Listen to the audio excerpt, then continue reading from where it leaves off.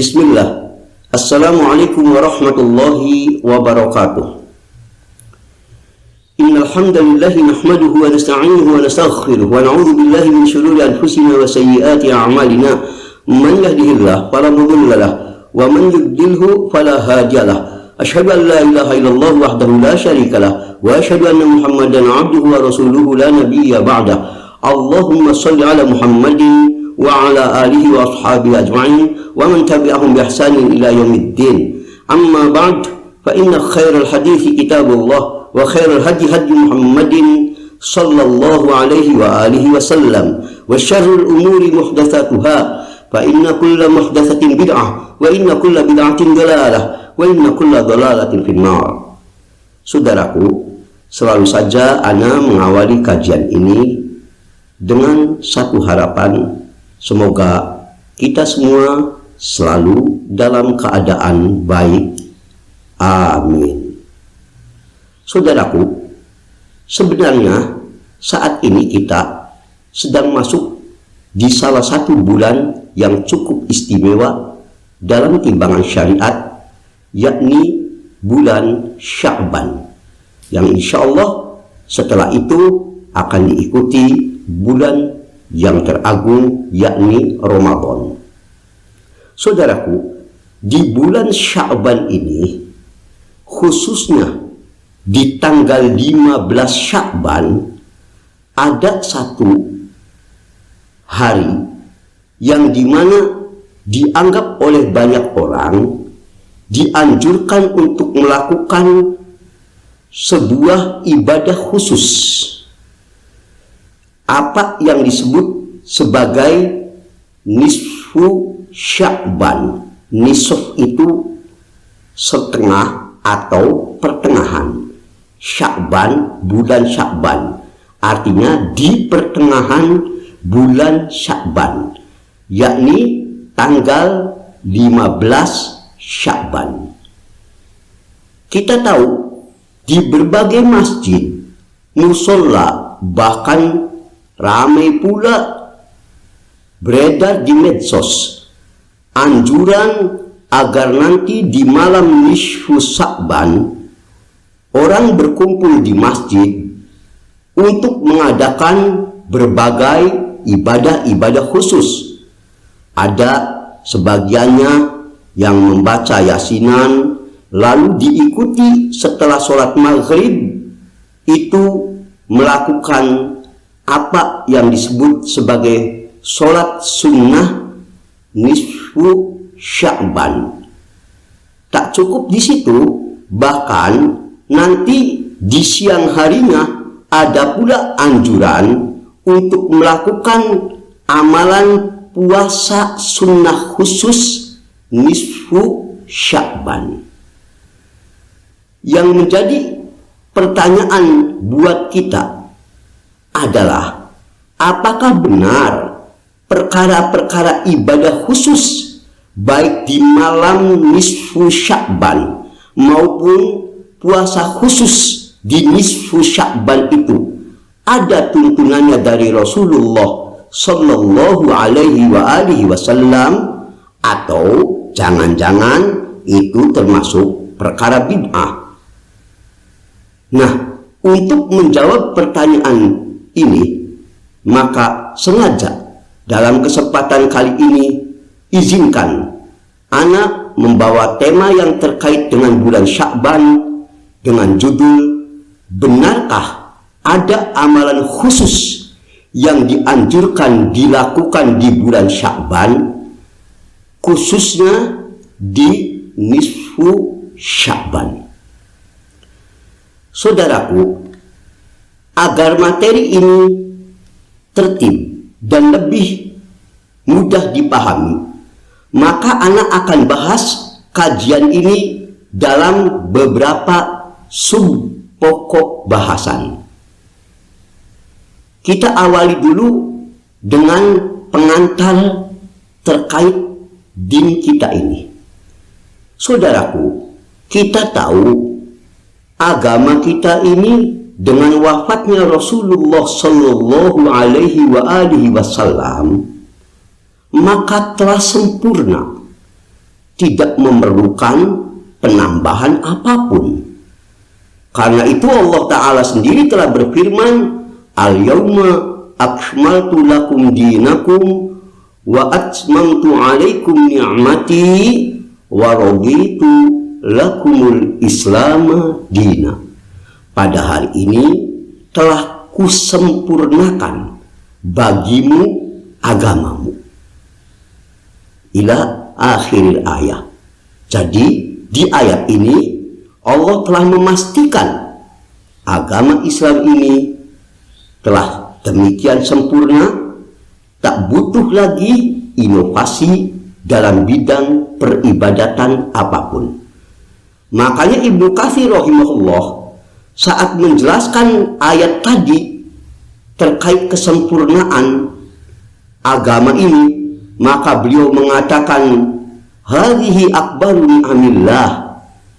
Ini merupakan seagung-agungnya nikmat Allah Azza wa Jal ala hadhil ummah, atas umat ini, haitsu akmala ta'ala lahum dinahum, saat Allah telah menyempurnakan agama ini bagi kita semua. Maka fala yahtajuna ila dini ghairi. Dengan sempurnanya agama Islam ini, kita tidak membutuhkan agama apapun selain agama Islam ini. Wala ila nabiyyin ghairi nabiyihim, dan kita tidak perlu lagi, tidak membutuhkan lagi nabi selain nabi yang telah Allah tetapkan, yaitu yang ditutup dengan nabi kita Muhammad sallallahu alaihi wa alihi wasallam. Walihada ja'alahu Allahu khatamal anbiya, dan karena itu Allah telah menjadikan nabi kita sallallahu alaihi wa alihi wasallam sebagai penutup para nabi. Wa ba'athahu ilal insi wal jin, dan beliau diutus baik kepada golongan manusia maupun jin. Fala halala illa ma ahallah, maka tidak ada hal yang halal kecuali apa yang telah ditetapkan kehalalannya olehnya. Wala harama illa ma harramah, dan tidak ada hal yang haram kecuali apa yang telah diharamkan oleh Nabi kita sallallahu alaihi wasallam. Wala dina illa ma syara'ah, dan tidak ada agama kecuali apa yang telah disyariatkan oleh Nabi kita sallallahu alaihi wa alihi wasallam.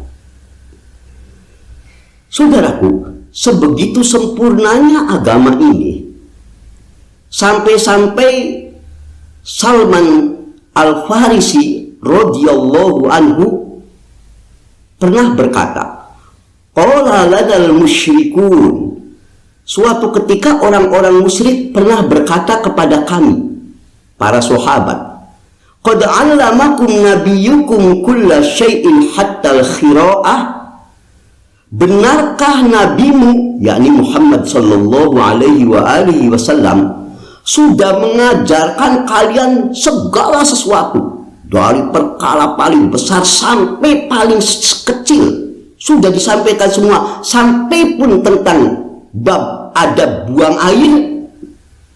Jadi orang musyrik ini, mereka dalam tanda petik kepo, sesempurna apa sih ajaran yang dibawa Nabi sallallahu alaihi wasallam ini? Benarkah sempurnanya sampai pun bab buang air besar diatur, cara bersucinya, cara masuk ke tempat buang air, sampai sedemikiankah? Maka dijawab oleh Salman Al-Farisi radhiyallahu anhu, ajal, ya memang demikian. Kesempurnaan ajaran ini sampai pada bab buang air pun sudah diatur. Ini Sahih Muslim nomor hadis 262. Dengan penjelasan ini, tak mungkin kalau ada perkara yang dianggap ibadah, apalagi yang nyangkut doa, zikir, apalagi yang kemudian perkara ini misal belum pernah disampaikan oleh Nabi kita Shallallahu Alaihi Wasallam, mustahil. Karena kalau dikatakan masih ada satu sunnah terkait ibadah yang belum disampaikan oleh Nabi kita sampai wafatnya, berarti agama ini belum sempurna. Padahal dalam hadis riwayat Tabrani 1647 yang kata Syekh Al-Albani rahimahullah dalam As-Sahihah 1803, hadis ini sahih. Nabi kita mengatakan, ma baqiya syai'un yuqarribu minal jannah. Tak ada sebarang perbuatan apapun yang dapat mendekatkan kalian ke surga. Wa yubaidu anin nar, dan dapat menjauhkan kalian dari api neraka, illa qad buyyina lakum, kecuali hal itu pasti telah dijelaskan padamu. Ma baqiya syai', tak tersisa apapun sampai adab meludah, adab tidur, posisi tidur diatur semua. Lalu bagaimana mungkin masih akan dikatakan ada bid'ah hasanah dalam ibadah? Perkara yang paling kita anggap sepele, bab meludah diatur dalam syariat ini. Sampai bab buang air diatur. Kaki mana dulu mau masuk ke kamar kecil diatur. Lalu bagaimana mungkin perkara yang terkait ibadah-ibadah agung seperti sholat misalkan, saum, puasa, ada yang belum diterapkan oleh Nabi kita Shallallahu Alaihi Wasallam? Sungguh ini suatu hal yang mustahil. Nah, saudaraku, jika perkara ini telah dipahami, maka jangan heran jika orang sekelas Umar bin Khattab radhiyallahu anhu pernah beliau marah melihat ada satu yang dianggap perkara ibadah, di mana perkara itu walaupun zahirnya baik, yaitu puasa khusus di bulan Rajab.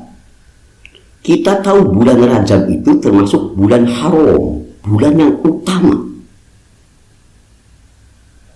bulan yang dianjurkan kita banyak melakukan ibadah karena bulan haram, termasuk salah satunya bulan Rajab.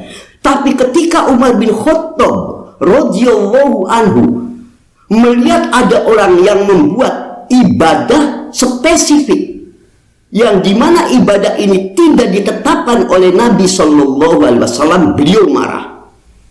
Coba mari kita lihat apa yang dikisahkan oleh Khurasyah bin Al-Hur rahimahullah.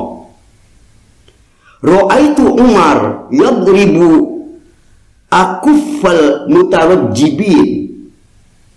Aku pernah melihat Umar bin Khattab radhiyallahu anhu memukul telapak tangan mereka yang melakukan ibadah khusus bulan Rajab,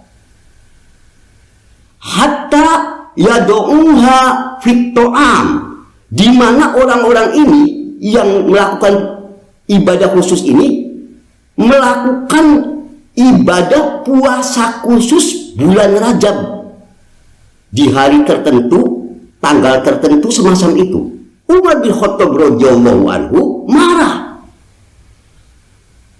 Langsung Umar bin Khattab radhiyallahu anhu memukul telapak tangan mereka yang begitu, seraya memaksa tangan mereka agar meletakkan pada piring yang berisi makanan. Mereka diperintahkan harus makan. Wa yaqul, seraya Umar bin Khattab radhiyallahu anhu berkata, "Kulu, makanlah, fa innama huwa syahrun kanat tu'adzimuhul jahiliyah." Karena sesungguhnya bulan Rajab adalah bulan yang dulunya diagungkan oleh orang-orang jahiliyah. Riwayat Ibnu Abi Syaibah 9851, kata Syekh Al-Albani rahimahullah dalam Irwaul Ghalil 957 sahih. Perhatikan hadis ini. Tidak diragukan puasa itu perbuatan yang bagus. Tapi ketika dihubungkan dengan tanggal tertentu yang Nabi tidak menetapkan, Umar bin Khattab radhiyallahu anhu marah. Jangan lalu dikatakan, wah ini Umar bin Khattab radhiyallahu anhu benci pada orang yang puasa. Seperti biasanya subhatnya ahli bid'ah. Bukan benci pada puasanya. Kalau puasa saya sesuai dengan syar'i, maka beliau Umar bin Khattab radhiyallahu anhu tak diragukan orang yang paling bersemangat mengerjakan amal ibadah.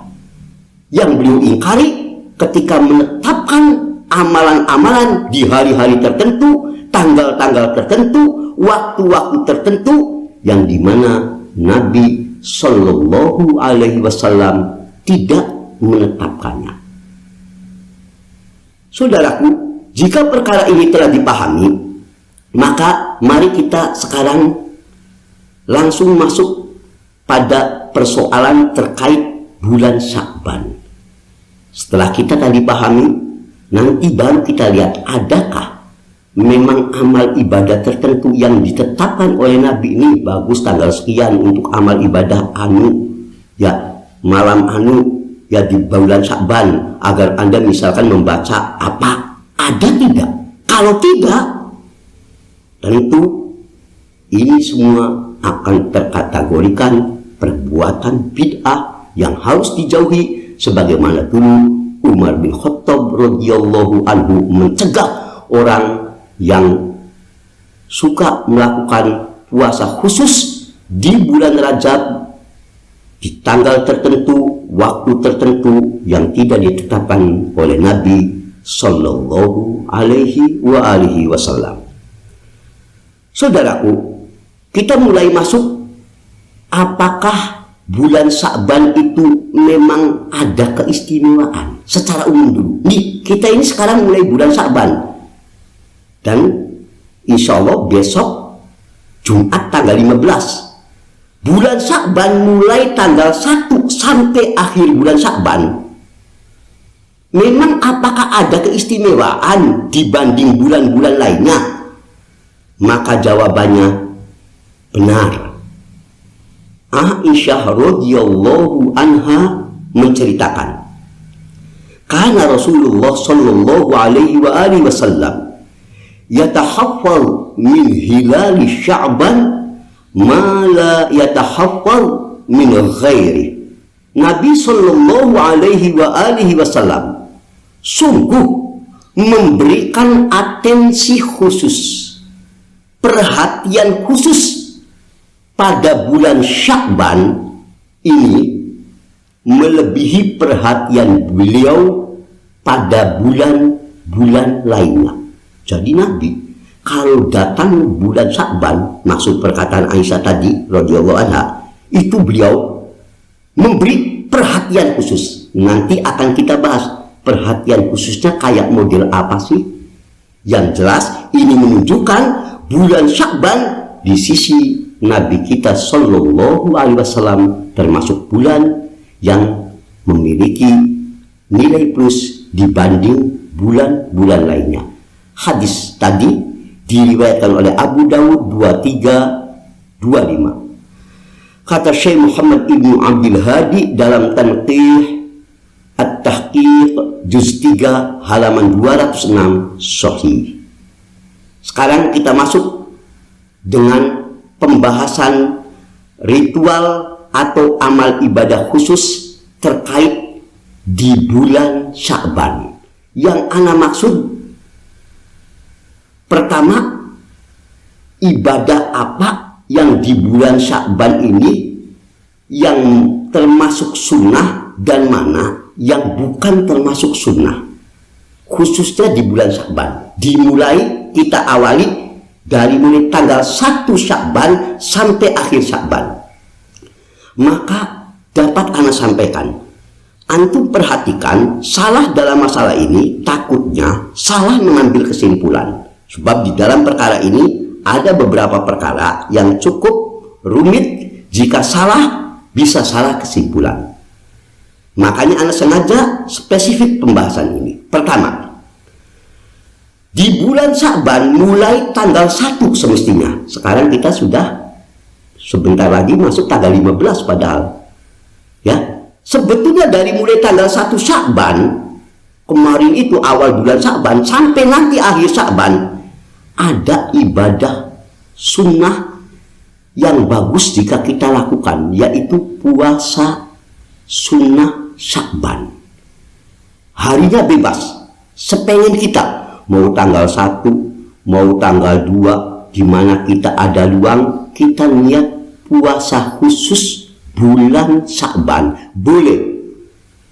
Ya, mau berurutan, mau acak. Misal tanggal 1, tanggal 2, tanggal 3 bulan Sya'ban kita ada waktu, lagi lapang, pengen som, niat puasa Sya'ban. Boleh. Tanggal 4, 5-nya kita nggak som, karena kita mungkin ada kerjaan atau apa. Ya, nanti tanggal 6 som lagi, tanggal 7-nya som lagi, tanggal 8 som lagi, tanggal 9-nya tidak misalkan. Ya, bebas. Pokoknya di masa bulan Sya'ban tanggal 1 sampai akhir itu ada keutamaan som bulan Sya'ban. Mana dalilnya? Nah, dalil dari ini adalah apa yang dikisahkan oleh Aisyah radhiyallahu anha yang berkata, wa ma ra'aituhu fi syahri aktsaru minhu siyaman fi Sya'ban. Sungguh aku belum pernah melihat Nabi sallallahu alaihi wasallam lebih banyak melakukan puasa dibandingkan puasa beliau di bulan Sya'ban katanya. Beliau sering melakukan som sunnah, tapi yang paling banyak puasa sunnah yang dilakukan oleh beliau itu adalah di bulan Sya'ban. Sahih Bukhari 1969 dan Muslim 1156. Hadis ini jelas menunjukkan ada prioritas utama menjalankan ibadah som di bulan Sya'ban. Tapi ingat, di hadis ini tidak ditentukan tanggalnya. Pokoknya bulan Sya'ban. Tanggalnya bebas, suka-suka kita dan kapanpun kita punya waktu luang. Tidak boleh lalu yang utama tanggal 7 Sya'ban misalkan. Tidak boleh. Pokoknya Anda punya kesempatan pengen di bulan Sya'ban, mau tanggal 1, tanggal 2, tanggal 3, tanggal berapapun di bulan Sya'ban, itu ahsan. Tapi tanpa perlu menetapkan tanggal-tanggal khusus. Sebab hadis ini ceritanya adalah hadis umum selama bulan Sya'ban. Saudaraku, hal ini diperkuat sebegitu semangatnya beliau melakukan puasa sunnah bulan Sya'ban, sampai-sampai Usamah bin Zaid radhiyallahu anhu pernah bertanya kepada Nabi, "Ya Rasulullah, lam araka tasumu syahran minas syuhur ma tasumu min Sya'ban." Aku tak pernah melihat engkau berpuasa dalam satu bulan seperti puasa di bulan Sya'ban. Nabi ini sering puasa sunnah, sering beliau, ya, di bulan manapun beliau sering puasa sunnah. Tapi yang paling sering dilakukan beliau, ya, sangat sering, full hampir dilakukan beliau itu di bulan Sya'ban. Kalau di bulan Sya'ban beliau giat lagi, lebih giat lagi gitu. Apa gitu? Dan mengapa engkau melakukan itu? Ini sahabat Usamah penasaran. Dijawab oleh Nabi kita, "Dzalika syahrun yaghful nasu anhu baina Rajabin wa Ramadhana." Wahai Usamah, bulan Sya'ban ini bulan yang banyak dilalaikan manusia keutamaannya, di mana bulan ini terletaknya katanya antara Rajab dan Ramadan. Kita tahu setelah Rajab, Sya'ban sekarang, dan setelah ini Ramadan.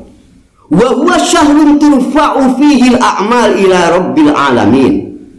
Dan ketahuilah, bulan Sya'ban ini bulan diangkatnya amal-amal menuju Allah Rabb Alamin. Di bulan Sya'ban ini, fa uhibbu an yurfa'a amali wa ana shaim.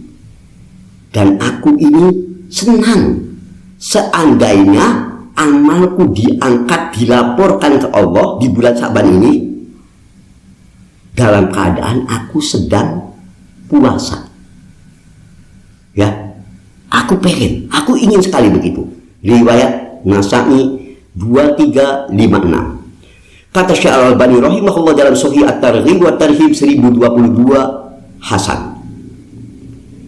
Faidah hadis ini menunjukkan bahwa bulan Sya'ban adalah bulan diangkatnya, dilaporkannya amal-amal kita menuju Allah. Dan Nabi makanya pengen, karena ini bulan pelaporan amal, aku ingin agar aku saat dilaporkan amal diangkat ke langit menuju Allah, dilaporkan dalam kondisi aku sedang berpuasa. Di sini lagi-lagi masih cerita umum, tidak ditentukan nisfu Sya'ban, tidak tanggal 15, tidak umum. Nisfu di Sya'bannya kapan? Wallahu a'lam. Bisa tanggal 1, bisa tanggal 2, bisa tanggal 3, bisa tanggal 15, bisa tanggal 20 di bulan Sya'ban. Makanya Nabi Shallallahu Alaihi Wasallam memperbanyak di bulan Sya'ban karena tidak tahu, tidak ada kepastian diangkatnya tanggal berapa menuju Allah ini. Yang jelas di situ adalah bulan diangkatnya amal. Makanya Nabi pokoknya di bulan Sya'ban, kalau ada kesempatan, beliau banyak melakukan puasa sunnah.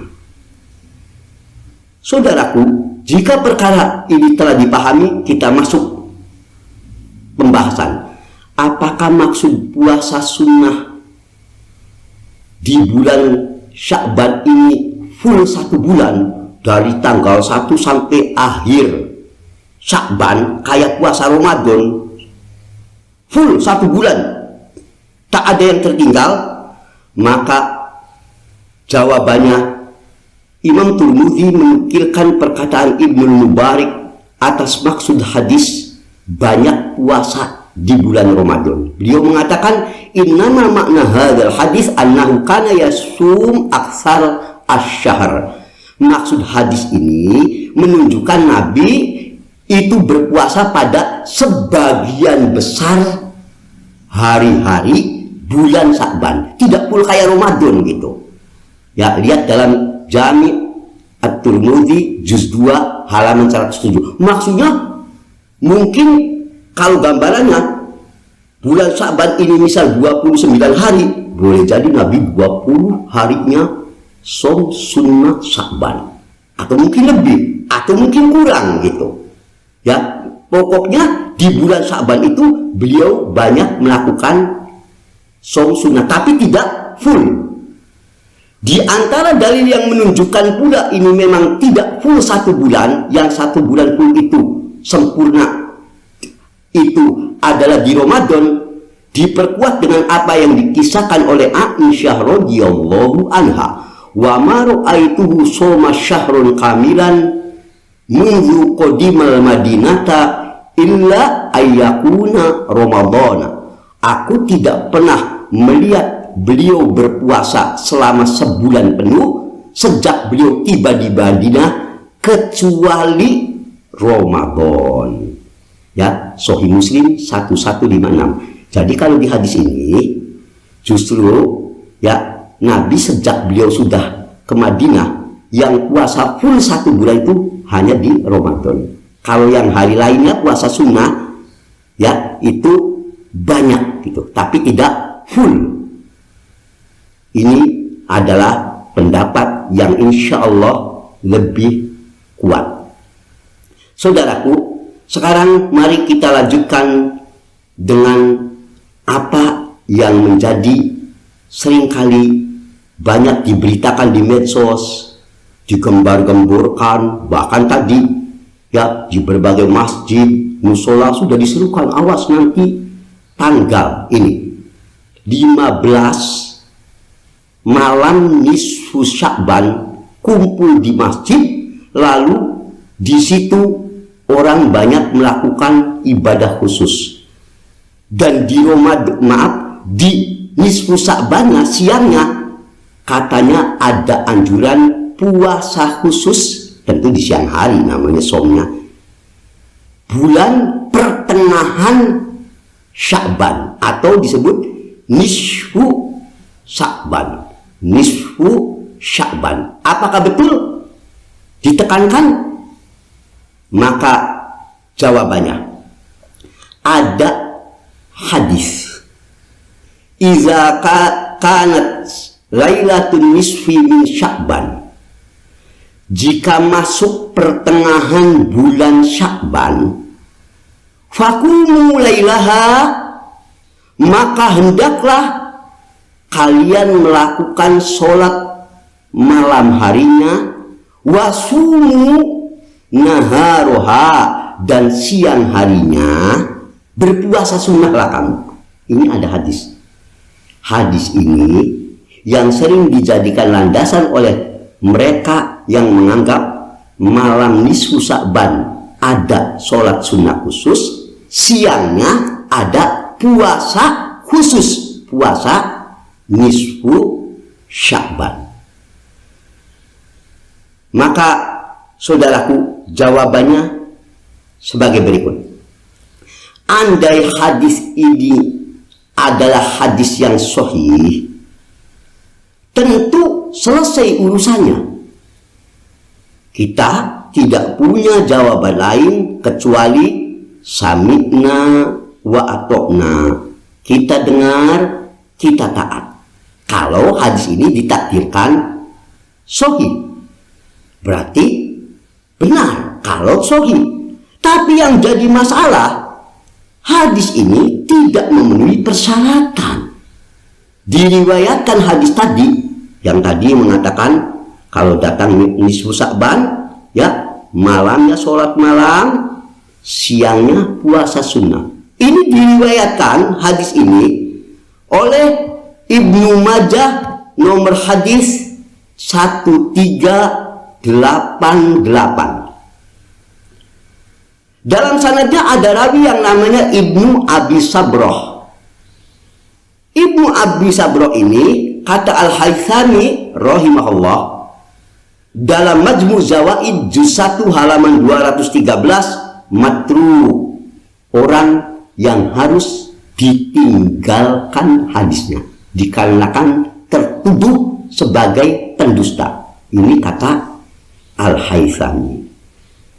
Bahkan Imam Ahmad dan Ibnu Ma'in lebih tegas lagi rahimahumullah, menyebut Abi Bakar Ibnu Abi Sabroh, lengkapnya tadi, rawi tadi, sebagai pemalsu hadis. Ini tukang pemalsu hadis katanya. Lihat dalam Ta'liq ala Sunan Ibnu Majah juz 1 halaman 444. Makanya sejumlah ulama pakar hadis hampir bersepakat melemahkan hadis ini. Bahkan ada yang melemahkan dengan sangat, bahkan ada yang dengan tegas ini masuk deretan palsu. Ini diantaranya dikatakan oleh Al-Mubarakfuri dalam Tuhfatul Ahwazi juz 3 halaman 163, mengatakan dha'ifu jiddan, parah kelemahannya, dha'if jiddan, amat lemah. Al-Iraqi dalam Takhrij Ihya Ulumuddin juz 1 halaman 273 mengatakan dha'if, lemah. Salahuddin Al-Anla'i dalam Fatawa Al-Anla'i nomor 37 mengatakan dhaif bittifaqi ahli naqli, hadis ini lemah berdasarkan kesepakatan ahli riwayat, katanya. Ahli riwayat hadis menyepakati hadis ini lemah. Syekh Al-Albani rahimahullah bahkan dalam Ad-Dhaifah 2132 menyebut ini maudhu, palsu.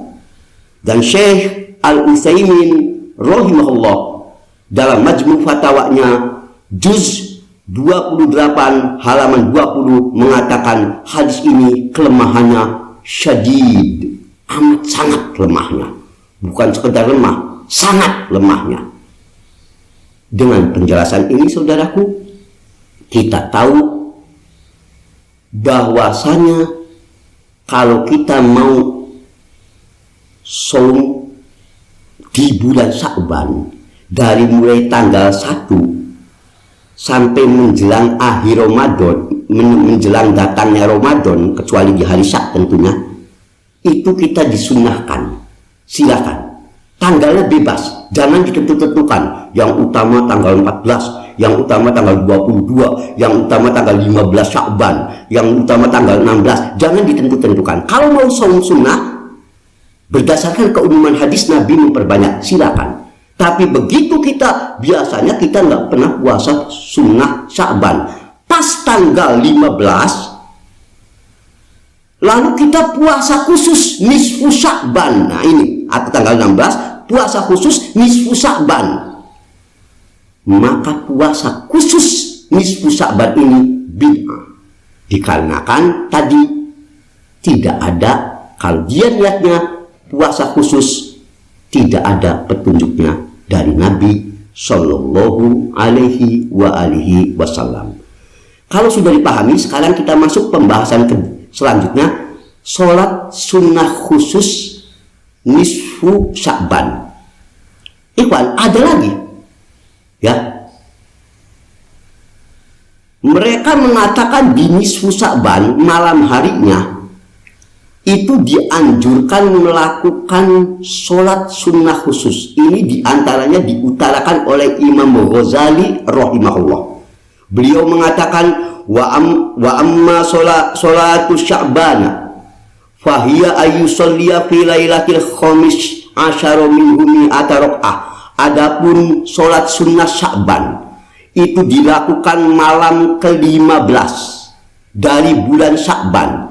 Dilaksanakannya katanya sebanyak 100 rakaat. Dilakukannya sholat nisfu Sya'ban ini, ya, malam nisfu Sya'ban itu 100 rakaat. Kullu rakaatain bitaslima, ya. Dimana caranya? Kalau sudah 2 rakaat salam, 2 rakaat salam katanya. Kalau 100 rakaat berarti 2 kali 50 salam. Ya, yaqra'u fi kulli rak'atin ba'dal Fatihah. Bahkan di situ dirinci oleh Imam Ghazali rahimahullah cara sholat malam nisfu Sya'ban. Di mana caranya?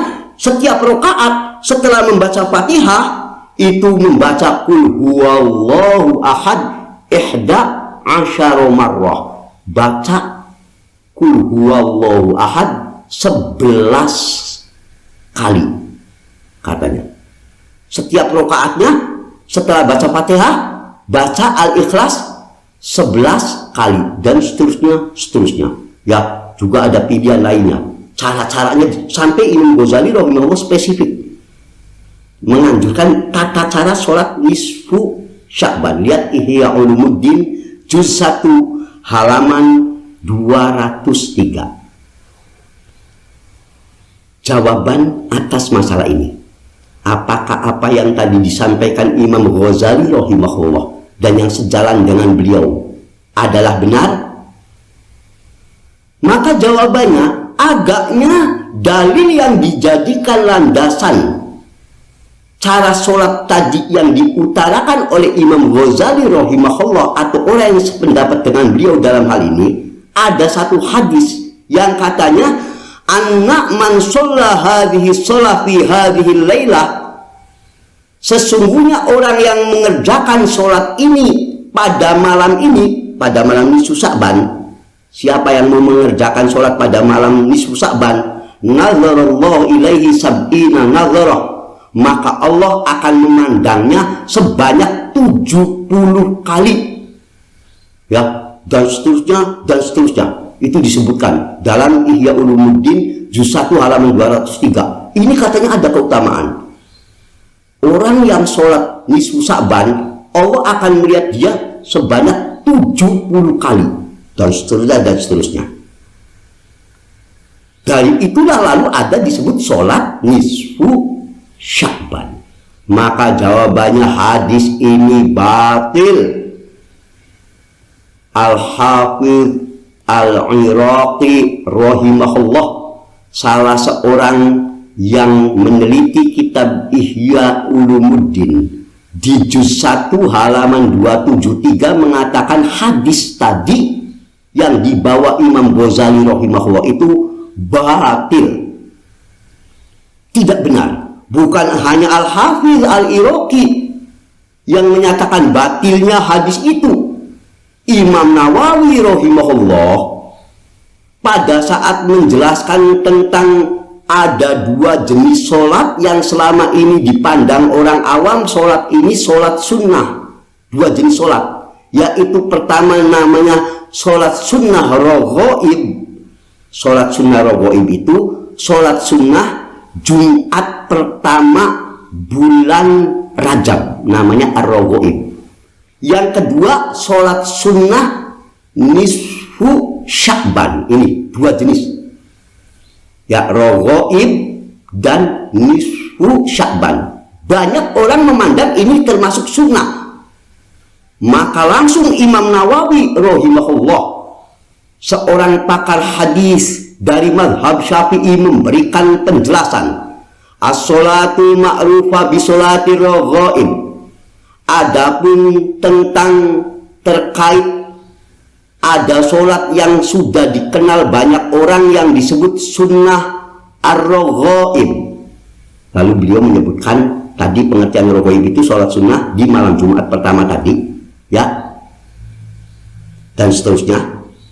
Wa sholatu lailati nisfi Sya'ban, dan demikian pula terkait sholat malam nisfu Sya'ban mi'atu rok'atin, yang dalam pelaksanaan sholat ini katanya dilakukan 100 rakaat, sama seperti tadi yang dikatakan Imam Ghazali rahimahullah. Maka apa kata Imam Nawawi rahimahullah sebagai pakar hadis besar dalam mazhab Syafi'i? Wahatan as-sholatan, maka dua jenis sholat ini, baik sholat raghaib maupun sholat malam nisfu Sya'ban, bid'atani, kedua-duanya termasuk bid'ah, wa mungkaroni, dan kedua jenis sholat ini dua-duanya mungkar, wa qabihatani, dan jelek.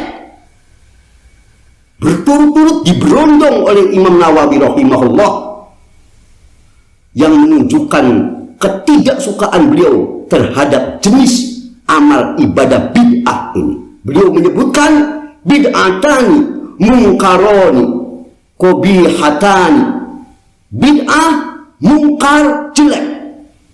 Tak cukup di situ, lalu beliau menutup dengan memberi peringatan, wala yughtaru bidzakarihima, dan jangan kalian tertipu atas dua jenis sholat ini yang dianggap sunnah oleh banyak orang, hanya karena kedua jenis sholat ini tercatat fi kitab Qutil Qulub, dalam kitab Qut al-Qulub wa Ihya Ulumuddin, dan dalam kitab Ihya Ulumuddin. Kau jangan tertipu, walaupun ini terdapat dalam kitab yang cukup masyhur di masyarakat, yaitu kitab Qut al-Qulub dan kitab Ihya Ulumuddin. Kau jangan tertipu, ya.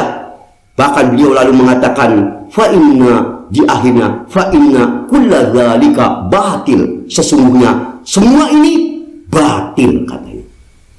Saudaraku, apa yang dikatakan Imam Nawawi rahimahullah itu dapat kita cek dalam Al-Majmu' Syarah Muhadzab juz 3 halaman 506. Saudaraku, bahkan sebagai tambahan, Ibnu Dihyah menyebut sholat khusus malam nisfu Sya'ban setelah beliau mengatakan tidak sah ini. Dalilnya nggak sah, ya, tidak pernah diriwayatkan oleh rawi yang sidqin. Nggak ada rawi yang sidik, yang jujur, yang meriwayatkan ini. Bahkan ini katanya hanya dilakukan oleh mutala'ib bisyariatil Muhammadiyah, orang yang suka mempermainkan syariat Nabi, rohib fi dinil majusiyah, tidak tanggung-tanggung, dan masih menyukai kebiasaan majusi, penyembah api. Sampai dianggap sholat yang demikian, kalau ahlul bid'ah mungkin bingung, masa sholat dianggap kayak majusi? Ini yang mengucapkan Ibnu Dihyah. Kau tentu tahu siapa Ibnu Dihyah. Lihat dalam Asnal Muthalib, ya, di dalam kitab beliau yang sangat terkenalnya Asnal Muthalib juz 2 halaman 84. Saudaraku, jika kita telah tahu demikian, maka apatah lagi di dalam nisfu Sya'ban itu, misal kita menetapkan baca Yasin bareng-bareng malam Jumat, kumpul-kumpul di masjid dalam rangka menyambut nisfu Sya'ban dengan baca Yasin, atau semua ini tidak ada tuntunannya dan diingkari oleh para ulama tadi. Dan yang mengingkarinya juga dari ulama besar, di antaranya dari kalangan mazhab Syafi'i itu sendiri, sebagaimana penjelasannya tadi telah ana sampaikan. Saudaraku, sekarang kita masuk pada penjelasan yang disampaikan oleh Syekh bin Baz rahimahullah terkait masalah orang yang menghidupkan nisfu Sya'ban dengan melakukan perayaan, menyambut khusus malam nisfu Sya'ban, sholat khusus malam nisfu Sya'ban, atau puasa khusus tadi di nisfu Sya'ban. Beliau mengatakan, minal bid'ahil lati ahdatsaha ba'dun nas, termasuk bid'ah yang diada-adakan sebagian manusia adalah bid'atu ihtifali bilailatin nisfi min Sya'ban, mengadakan perayaan malam nisfu Sya'ban. Kalau di kampung-kampung, mohon maaf, kita ini banyak, kalau malam nisfu Sya'ban di kampung-kampung kita biasanya bahkan ada arak-arakan menyambut nisfu Sya'ban. Ada arak-arakannya, ya, begitu, ya. Wa takhsis, demikian pula mengkhususkan siangnya dengan saum, ya, siang harinya nisfu Sya'ban melakukan puasa khusus tadi yang sudah disyaratkan. Wa laisa ala dzalika dalilun yajuzu lil i'timadi alaih, tidak ada satupun dalil yang menunjukkan diperbolehkannya hal itu. Bahkan lalu beliau mengatakan, wa qad wurida fi fadliha, memang benar ada beberapa dalil yang menunjukkan keutamaan tadi ibadah-ibadah khusus di tanggal tertentu atau malam tertentu nisfu Sya'ban itu, tapi beliau katakan ahadits dhaifah, semua hadisnya lemah, la yajuzul i'timad 'alaiha, di mana orang tidak boleh berpegang dengan dalil-dalil semacam itu. Lihat perkataan Syekh bin Baz rahimahullah ini dalam Majmu' Fatawanya juz 1 halaman 186.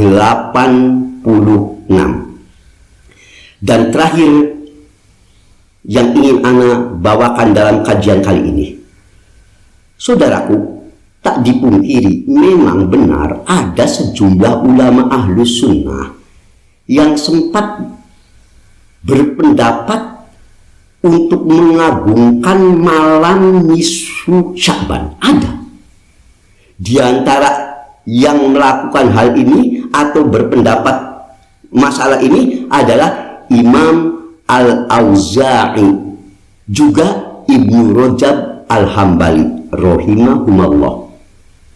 Kedua orang yang mulia ini termasuk orang yang berpendapat disukainya di malam nisfu Sya'ban untuk melakukan ibadah khusus dengan sholat nisfu Sya'ban seperti itu?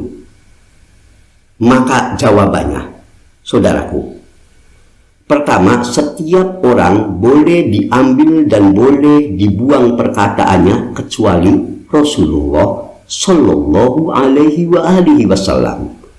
Nah, setelah kita tahu bahwa Islam ini telah sempurna, andai amal ibadah-ibadah di malam khusus tadi ditetapkan masih yang sahih, maka sudah pasti Nabi kita akan menyampaikan kepada kita, akan menjelaskan kepada kita jika itu termasuk bagian ibadah yang utama, bahwa malam nisfu Sya'ban ada amal ibadah sholat khusus, pasti beliau telah menyampaikan kepada kita. Maka ketika tidak didapatkan hadis sahih yang menetapkan itu, siapapun tentu, betapapun tinggi derajatnya, tidak boleh menetapkan apa yang Allah dan Rasulnya tidak menetapkan sebagai syariat. Tentu ijtihad beliau, salahnya dapat 1 pahala. Tetapi kesalahan datang dari siapapun tidak boleh untuk kita ikuti. Makanya Syekh bin Baz rahimahullah, pada saat beliau memberikan ulasan terhadap adanya sebagian ulama yang menyukai bahwa malam nisfu Sya'ban ada ibadah tertentu, seperti melakukan sholat nisfu Sya'ban, yang diantaranya tadi ini pendapat dari Imam Al-Auza'i dan Ibnu Rajab rahimahumullah. Syekh bin Baz rahimahullah berkomentar, wa amma makhtarahul Auza'i rahimahullah, dan adapun pendapat yang dipilih oleh Imam Al-Auza'i rahimahullah minastihbabi qiyamiha lil ifrad, yang dia berpendapat kalau malam nisfu Sya'ban untuk melakukan sholat sunnah khusus malam nisfu Sya'ban, wa ikhtiyarul Hafiz Ibnu Rajab lihadzal qaul, dan juga pendapat Ibnu Rajab Al-Hambali yang ikut pendapat Al-Auza'i yang menguatkan masalah ini rahimahullah. Syekh bin Baz mengatakan fahuwa gharib wa dhaif, ini sungguh mengherankan dan ini adalah pendapat yang lemah. Ini kata Syekh bin Baz rahimahullah. Mengapa? Li'anna kulla syai'in lam yathbut bil adillati syar'iyyah, dikarenakan semua ini tidaklah sedikit pun ditetapkan oleh dalil-dalil syar'i yang sahih. Tidak ada, tak ditemukan dalil sahih yang menetapkan atas hal ini. Makanya pendapat Imam Al-Auza'i rahimahullah, juga pendapat yang kemudian diikuti oleh Ibnu Rajab ini, dikatakan gharib, mengherankan, dhaif dan lemah. Maka beliau mengatakan tak sepantasnya kita menetapkan ini, dikarenakan lam yu'jilil muslim, tidak boleh bagi seorang muslim untuk mengada-adakan fi dinillah, perkara dalam agama Allah ini perkara baru, tidak boleh.